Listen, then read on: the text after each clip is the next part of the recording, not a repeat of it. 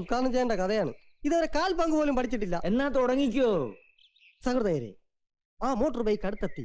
ആ ബൈക്ക് ഓടിച്ചിരുന്നത് ഒരു സാധാരണ പൗരനല്ലായിരുന്നു, ഒരു പോലീസുകാരനല്ലായിരുന്നു, ഒരു കള്ളക്കടത്തുകാരനോ കൊള്ളക്കാരനോ ആയിരുന്നില്ല. പിന്നെ ആടാ നിന്റെ തന്തയാ? അതാണല്ലോ വടി പോലെ ഇവിടെ ഇരിക്കുന്നത്.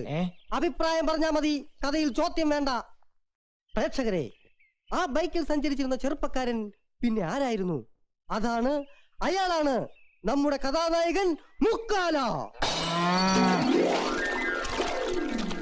അയ്യോ അയ്യോ എന്റെ ഭഗവതി, അയ്യോ എന്റെ മോളെ, നിനക്ക് എന്ത് പറ്റിയിടി? അയ്യോ അയ്യോ. ആ സമയം ഒരു കൊടുങ്കാറ്റ് പോലെ അവൾ പാഞ്ഞു വന്നു. മാന്തളിര് പോലെ മനോഹരമായ അവളുടെ മുഖം മത്തങ്ങ പോലെ വീർത്തു. സ്ത്രീക്ക് ഇങ്ങനെ ഒരു മുഖം.